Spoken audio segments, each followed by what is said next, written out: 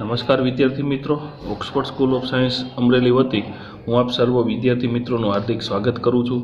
ગત વિડિયો લેક્ચરની અંદર unit 2 read 1 unforgettable Walt Disney વિશેની વાત કરી ચૂક્યા છીએ। તો આજે આપણે વિદ્યાર્થી મિત્રો યુનિટ 2ની અંદર રહેલ રીડ 2નો અભ્યાસ કરવાનો છે કે જે આપણને અહીંયા રીડ 2 છે એ પોયમ આપવામાં આવેલું છે। યુનિટ 1માં પણ રીડ 2 પોયમ આપેલું હતું, સનરાઈઝ ઓન ધ કાંચનજંગા। એ જ રીતે અહીંયા યુનિટ 2ની અંદર પણ રીડ 1માં લેસન આપેલું છે અને રીડ 2ની અંદર પોયમ આપેલું છે। તો આપણે આ પોયમનો અભ્યાસ કરીએ કે આપણે આ ત્રિમાસિક પરીક્ષાની અંદર જે 2 યુનિટનો સમાવેશ કરેલો છે એનું કામ અહીંયા પૂરું થાય। તો આપણે આજે આ પોયમનો અભ્યાસ કરવાનો છે। શેપર, શેપ્ડ, શેપ એટલે આકાર અને શેપર એટલે આકાર આપનાર, મીન્સ કે ઘડનાર, શેપ્ડ એટલે ઘડાઈ જવું, એટલે કે ઘડતર કરનાર પોતે જ ઘડાઈ ગયો।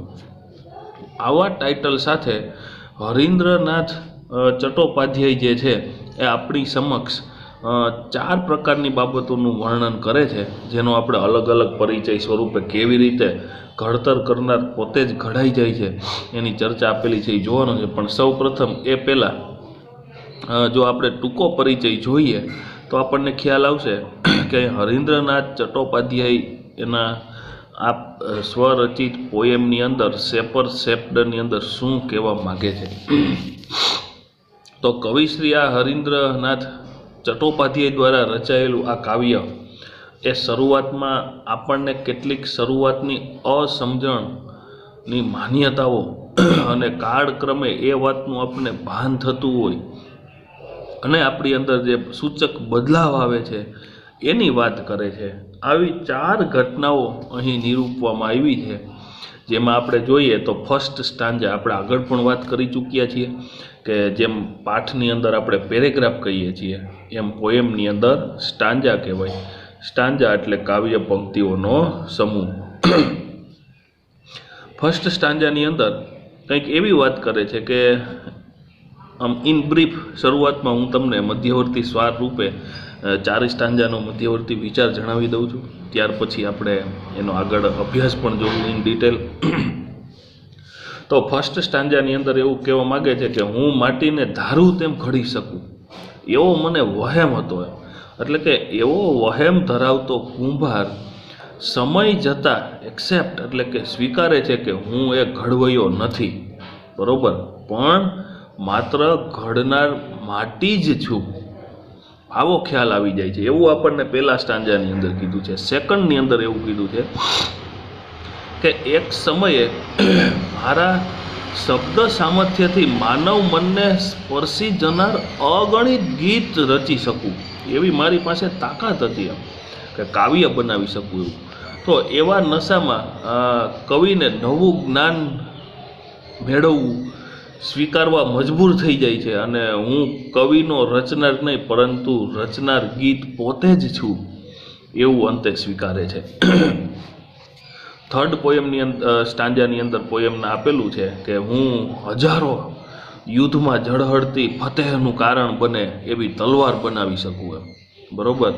એવા વ્યર્થ અભિમાનમાં રાજતો તલવારનો ઘડનાર ઈશ્વરના મૌનનો સાક્ષી બને છે, ત્યારે માનવા લાગે છે કે તલવાર ઘડનાર હું નથી, હું તો ઘડનાર તલવાર માત્ર છું એમ। તો આવી રીતે આપણને આ થર્ડ સ્ટાન્જાની અંદર કંઈક આવું ચરિત્ર ચિત્રણ એમાં આપેલું છે। ફોર્થની અંદર તેવું કહેવા માગે છે કે વીતેલા વર્ષોમાં હીરા મોતીના સપનામાં આડોટનારને ઈશ્વરના સાનિધ્યમાં એ વાત સમજાઈ ચૂકી છે કે મારા સપના એ માત્ર સપના જ છે, સપના જોનાર માટે એમનું સાકાર થવું લગભગ અશક્ય છે એમ। તો અહીંયા આ સપના જોનાર પોતે જ સપનું બની જાય છે। આમ ખરા અર્થની અંદર જો કાવ્યમાં ઈશ્વરની વિરાટ શક્તિની સામે ગર્વ રચનારા માનવ કોઈ જ મહત્વ ધરાવતો નથી, બરાબર। તો આ વિરાટ શક્તિ સાક્ષાત પરબ્રહ્મ સામે માણસની તાકાત જે છે એ એકદમ નાની એવી સૂની ગણાય, પણ મહત્વ તો માનવીની તાકાત કંઈ મહત્વ ધરાવતી નથી એવી સભાનતા આણવાનો અહીંયા એક પ્રયાસ કરવામાં આવેલો છે।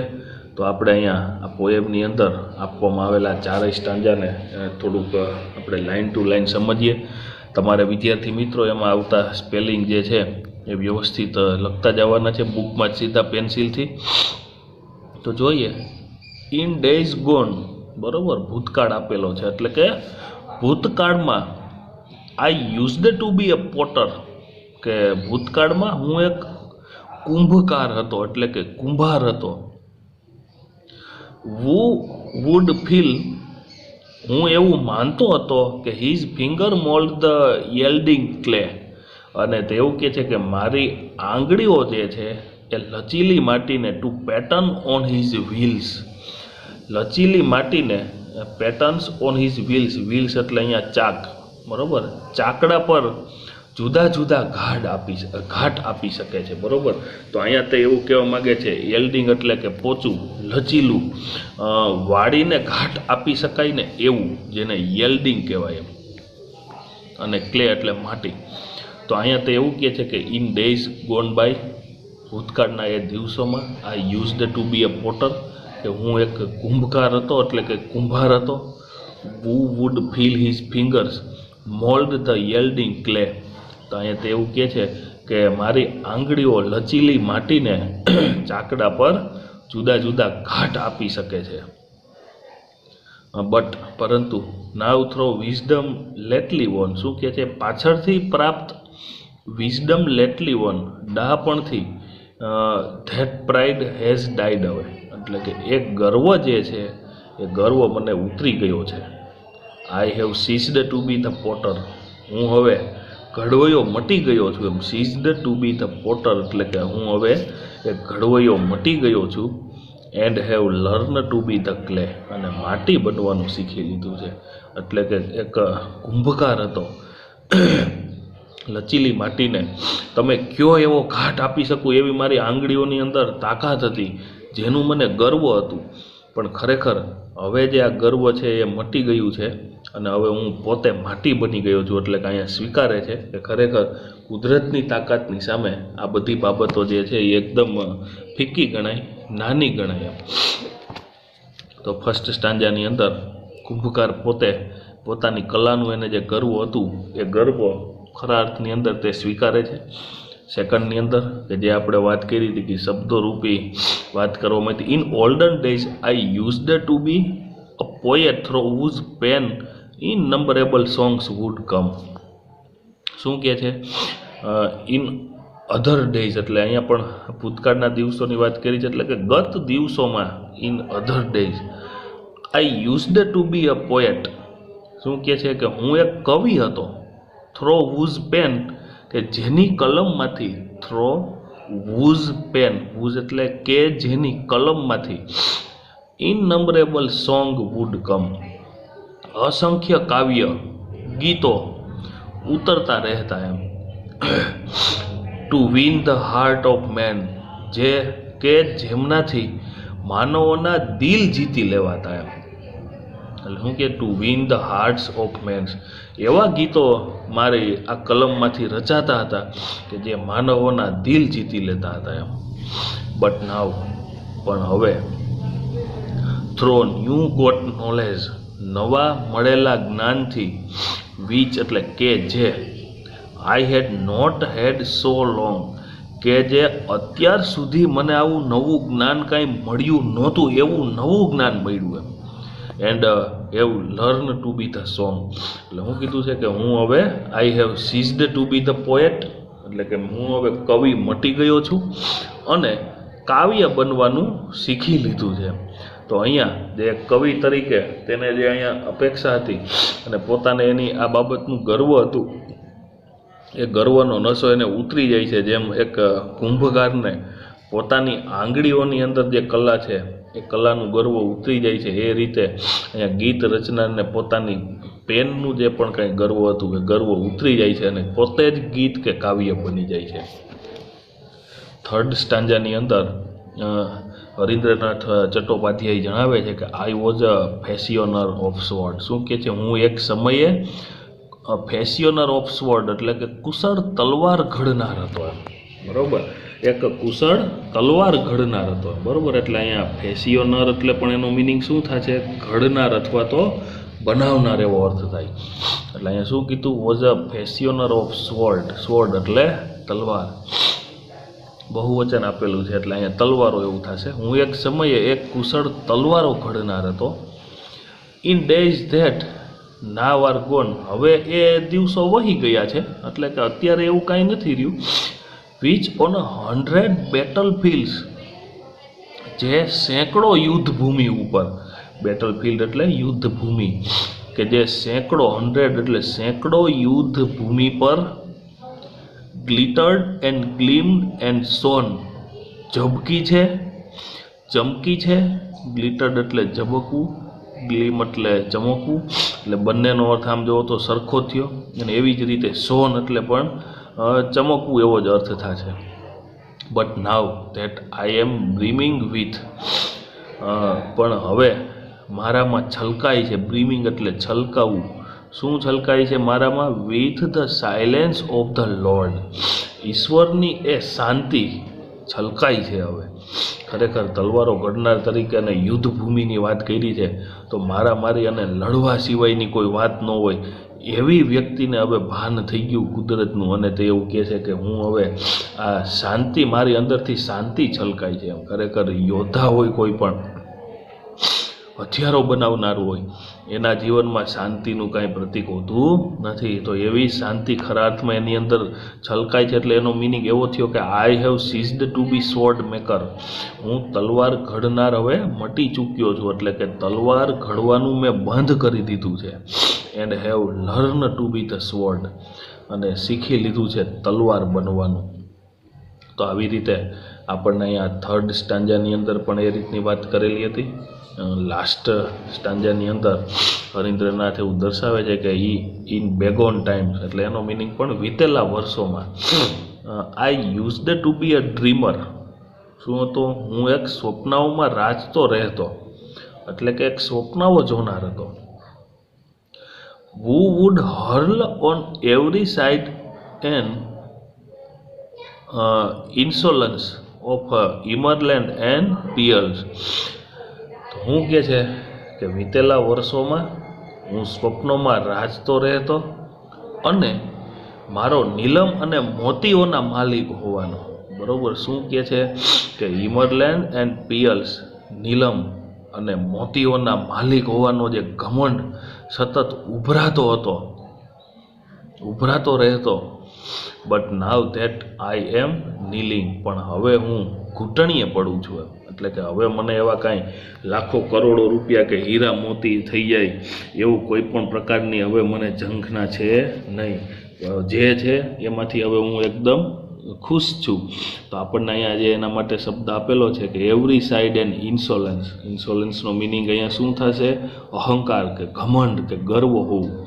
એટલે કે હું સ્વપ્નાઓ જોનાર હતો અને જે નીલમ અને મોતીઓનો જે હીરાઓનો માલિક છું એવો જે મને સતત ઘમંડ ઉભરાતો હતો એ હવે ઘૂંટણીએ પડું છું.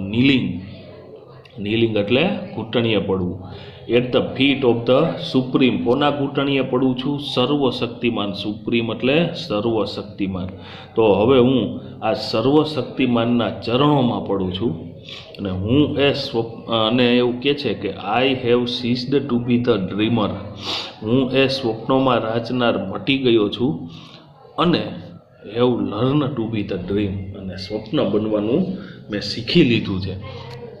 તો આવી રીતે વિદ્યાર્થી મિત્રો અહીંયા જે આપણને આપવામાં આવેલી બાબત છે એ 4 પ્રકારની અને ખૂબ જ ઝડપથી સમજાય એવી. એટલે અહીંયા આપણને ઇન શોર્ટ એવું કહેવા માગે છે કે આપણી પાસે જ્યારે કંઈક એક એવી આવડત હોય તો એ આવડતનું આપણને સતત ઘમંડ હોય છે.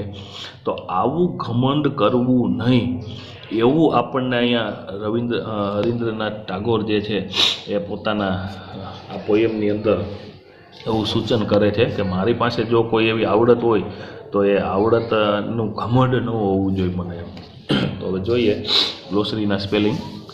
પહેલાં પોયમમાં આવેલા સ્પેલિંગ લખવાના, ત્યાર પછી આ ગ્લોસરીના સ્પેલિંગ લખવાના છે, રીરાઇટ કરવાના. જેમ આપેલા છે એમના એમ જ તમારે બુકમાં લખી નાખવાના છે, જેથી કરી અને એની એક વખત યોગ્ય તૈયારી થઈ જાય. તો મોલ્ડ એટલે કે શેપ્ડ, આકાર કે ઘાટ આપવો. ત્યાર પછી છે યેલ્ડિંગ, સોફ્ટ એન્ડ બેન્ડિંગ અથવા તો ફ્લેક્સિબલ હોય. તો અહીંયા શું કહે છે, પોચું અથવા તો લચીલું, વાળીને ઘાટ આપી શકાય તેવું. સીઝડ એટલે અટકી જવું, સ્ટોપ્ડ. ત્યાર પછી ઇનનંબરેબલ એટલે કે ન્યુમેરસ, કાઉન્ટલેસ. શું કહેવા માગે છે, અસંખ્ય. ન્યૂ ગોટ એટલે ન્યૂલી એક્વાયર્ડ કે તાજેતરમાં જ પ્રાપ્ત થયેલું. અને ફેસિયોનર એટલે શેપર, મેકર, ઘડનાર કે બનાવનાર. ગ્લીમ એટલે સોન, ચમકવું, ઝળકવું. બ્રીમિંગ એટલે ગ્લોવિંગ વિથ, ઓવરફ્લોઈંગ વિથ, ઉભરાવું એમ, બરાબર. બ્રીમિંગનો મિનિંગ શું આપેલો છે, ઉભરાવું કે છલકાવું. બેગોન એટલે કે ફોર્મર, પહેલાંનું. હર્લ એટલે યેલ સમથિંગ, ફેલાવવું, અહીંયા એનો મિનિંગ છે હર્લનો. અને ઇન્સોલન્સ એટલે કે ડિસરિસ્પેક્ટફુલ, ગર્વ, ઘમંડ કે અહંકાર. નીલિંગ એટલે બોવિંગ, ઘૂંટણીએ પડવું. અને સુપ્રીમ એટલે કે ગોલ્ડ, ઓલ માઇટી એટલે કહેવા શું માગે છે કે સર્વશક્તિમાન. તો હવે અહીંયા કોમ્પ્રિહેન્શનનું આ કામ પૂરું કરી દેવાનું છે, જે તમને અહીંયા આપવામાં આવેલ છે. માનો કે C2.2 જો complete the table, 1 is done for you. પહેલા સ્ટાન્જામાં શેપર કોણ છે, તો કે પોટર. શેપ્ડ શું ઘડાઈ જાય છે, તો કે ક્લે એટલે કે માટી. એક્ટ આપેલી છે કે moulded the clay to pattern of wheel. Reason તો કે wisdom won and pride died. તો એવી રીતે સેકન્ડ સ્ટાન્જાની અંદર શેપર કોણ છે, તો કે પોએટ, અને શેપ્ડ સોંગ. બાકીનું એક્ટ્સ અને એના રીઝન, કારણો પૂરા કરી દેવાના છે. થર્ડમાં શેપર શું છે, તો કે ફેસિયોનર ઓફ સ્વર્ડ, અને શેપ્ડ તો કે સ્વર્ડ. અને લાસ્ટ સ્ટાન્જાની અંદર શેપર અને શેપ્ડ શું હતું, શેપર છે એ ડ્રીમર છે, અને શેપ્ડ છે એ ડ્રીમ છે. તો બાકીનું એ પૂરું કરી દેવાનું છે. ત્યાર પછી ક્વેશ્ચન આન્સર આપેલા છે. C2.3 answer this question in 2 or 3 sentences. આપવામાં આવેલા ક્વેશ્ચન આન્સર તમારે પાકી બુકમાં લખી નાખવાના છે. C2.4 જેમાં આપણને આપવામાં આવેલું છે રાઇમિંગ વર્ડ્સ.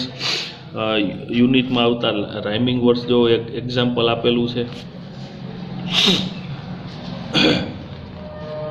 છે lines 2 and 4 and with rhyming words. બીજી અને ચોથી લાઇનના અંતે રાઇમિંગ એટલે કે સમાન ભાવ સૂર નીકળતો એવો વર્ડ જેને કહેવાય રાઇમિંગ વર્ડ.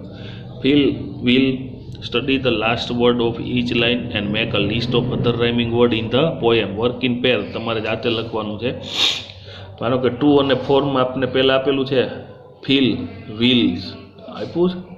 એક એક્ઝામ્પલ આપણને આપી દીધું, select any 3 pair of rhyming word from the poem and find one more rhyming word for each pair. તો કે આપણને આપેલું છે, જો એવું જોઈ તો 2 અને 4 ની અંદર પેન ને મેન, લોંગ સોંગ તમે પોયમની અંદર જોહો એટલે તમને અહીંથી લાઇનમાંથી પ્રાપ્ત થશે. પછી સ્ટાન્જા 3 ની અંદર આપણને આપવામાં આવેલા છે સ્વોર્ડ, બેટલ ફિલ્ડ્સ, જો લાસ્ટમાં આપેલા છે. ગોન, સોન, લોર્ડ, સ્વોર્ડ. સ્ટાન્જા 4 ની અંદર આપેલા છે જો હર્લ અને પિયલ, સુપ્રીમ ને ડ્રીમ. તો આવી રીતના જે એક જ સરખો સૂર નીકળતો હોય જેને આપણે રાઇમિંગ વર્ડ એવું કહીએ છીએ.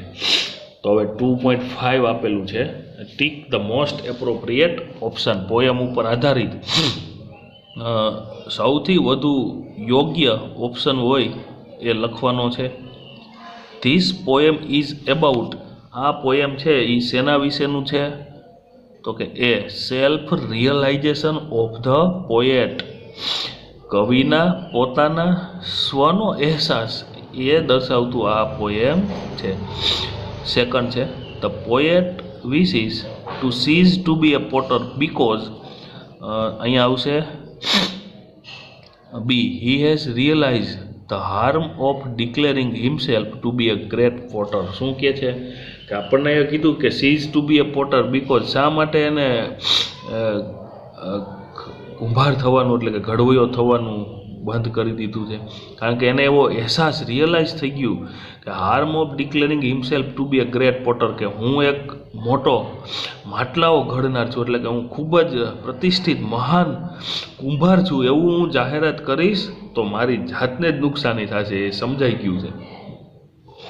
The poet wishes to surrender to God because, તો કે અહીંયા થર્ડ માટે પણ B, he has learn the truth of mortality of living beings, એને જીવિત રહેવા માટેનું સત્ય શું છે એ એને શીખી લીધું છે, એટલે તે સરેન્ડર કરે છે એમ પોએટ.